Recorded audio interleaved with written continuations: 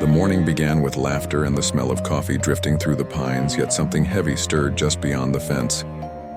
At first it was only silence, too deep, too sudden, then the sound of branches breaking, sharp and deliberate. Families paused uneasy, as though the earth itself had shifted. They could not know what pressed so close to their circle of safety, or how quickly an ordinary day could splinter. What happens when the boundary between wilderness and human life vanishes in a single heartbeat? In this video, we'll explore 3 terrifying bear attack survival stories that demonstrate how quickly the wild reclaims its territory.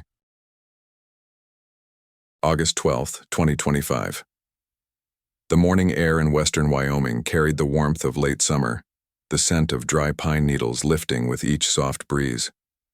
Families stirred in the shaded lots of the small RV park, children pedaling bicycles between gravel lanes while adults brewed coffee outside their campers. A pair of retirees prepared fishing gear beside a folding table, their quiet voices mingling with the distant rush of the Snake River.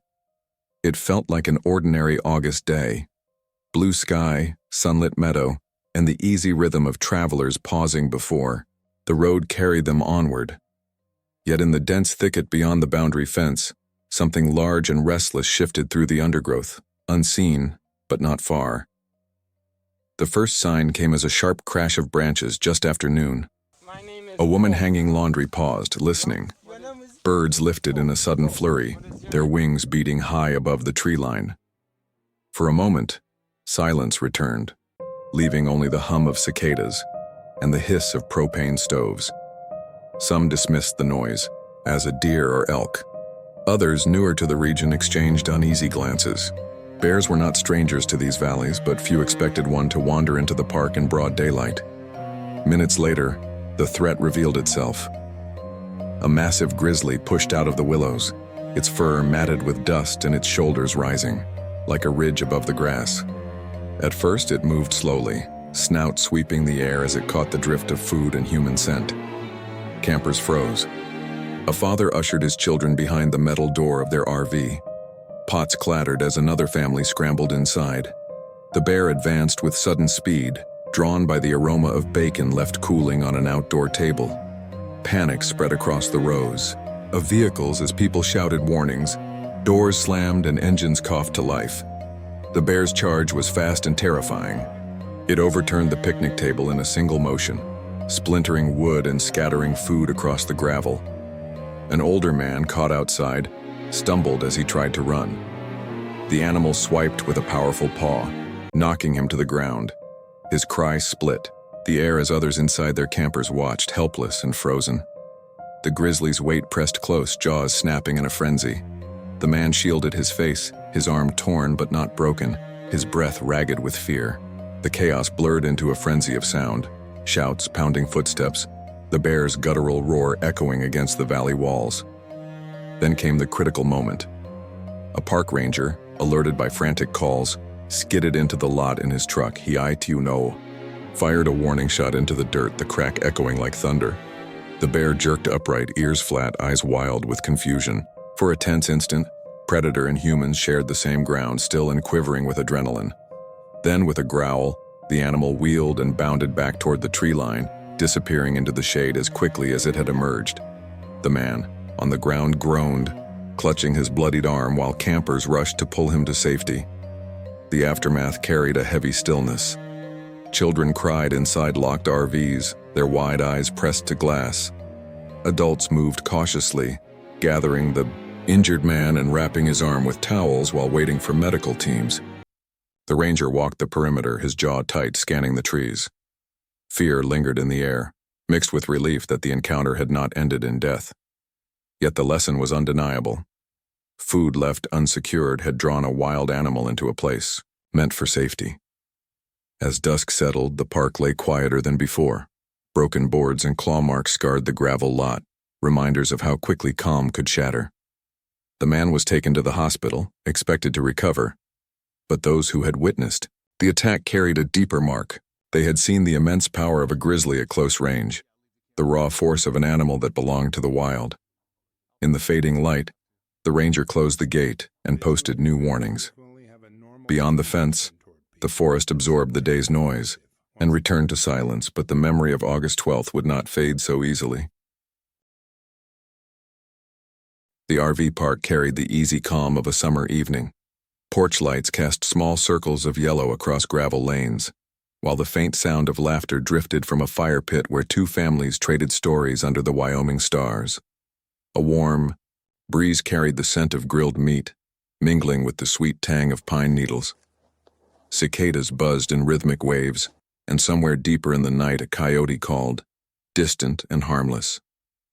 David Miller, 52, leaned back in his camp chair, the fire's glow reflecting in eyes that had seen years of heat and smoke as a firefighter. Across from him, his wife Linda, practical as ever, passed marshmallows to their grandchildren. The children's chatter rose into the warm air, blending with the sounds of a park at rest. It was the kind of evening that felt safe, almost ordinary. But wilderness rarely tolerated complacency. At the edge of the park, a metal trash bin clattered against its frame, the sound sharp against the night. A few heads turned. Someone muttered about the wind. Then came the crunch of gravel, slow, deliberate, far too heavy for a person walking barefoot. A camper set down his drink, frowning toward the shadows by the picnic tables. The cicadas seemed to pause as if holding their breath. The first shape emerged with startling mass.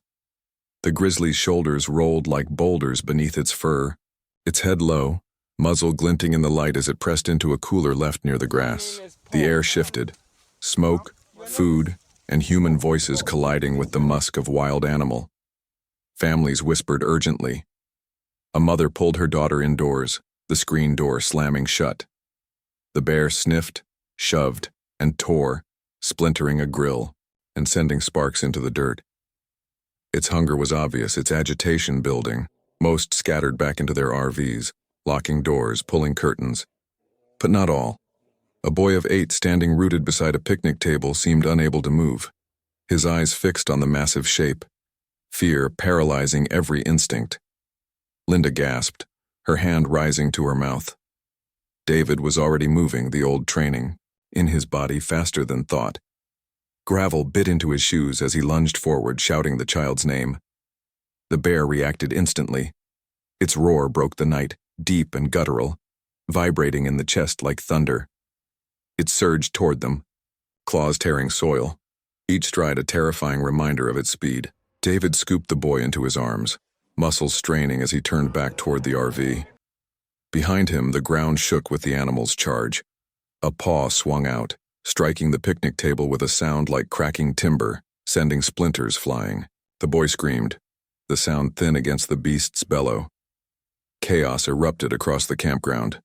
Shouts overlapped, doors slammed. A flare hissed into the sky, casting the scene in red light.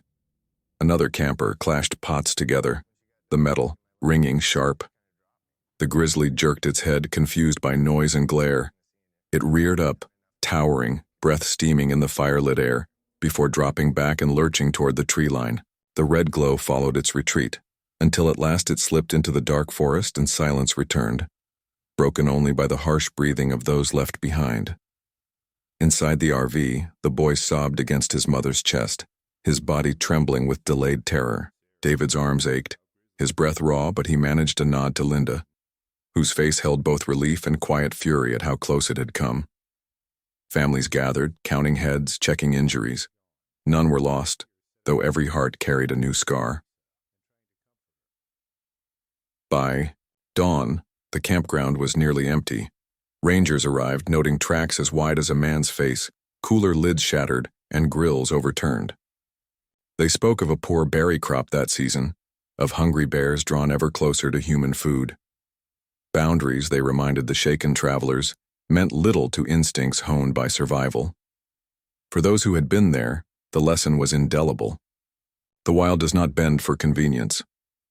And as the Millers pulled away, smoke rising from extinguished fire pits, David glanced once more at the tree line. It stood silent, unchanged, the forest keeping its secrets. But the memory of heavy steps, on gravel, would remain. Long after the cicadas had resumed their song, the Absaroka Range stirred awake beneath a pale autumn dawn. Mist threaded through stands of lodgepole pine, softening the ridges and draping the forest in a shifting veil of silver. Frost coated every fallen branch, and each step broke the silence with a brittle crunch. Mark Jensen, 38, moved with practiced ease, guiding his young client across the slope. The man behind him, a novice hunter in his late 20s, carried his rifle awkwardly, pausing often to adjust his grip. Their breath curled upward in ghostly plumes, while the barrels of their guns shimmered with dew. It was a morning meant for elk. Instead, something else waited in the timber. The first sign came quietly, almost too small to notice. A branch snapped, somewhere downslope, deep and deliberate. Not the sharp crack of a startled deer, nor the faint shuffle of elk hooves. This sound was heavier, a weight pressing through underbrush with intention. Mark froze mid-stride, head turning slightly, listening. His client whispered a question, but Mark lifted a hand for silence. The forest, moments before alive with chickadees and squirrels, fell strangely still. Then the shape appeared. On the ridge above, a grizzly sow stood broad-shouldered and alert, her two cubs flanking her sides. They were nearly grown, tall enough to brush her shoulders, restless with the energy of late autumn. She had caught their scent. Her head swung, nostrils flaring, jaws clacking in warning. Every instinct in Mark's body told him the same thing. This was no encounter to win. The charge began before his client even registered the danger. The bear barreled down the slope, dirt and frost spraying in her wake. Mark shoved the younger man behind the shelter of a fallen log, bark splintering beneath their weight. The roar that followed drowned the mountain air, a sound that rattled bone and sent adrenaline surging. Mark raised his rifle, thumbed the bolt, and felt the weapon seize.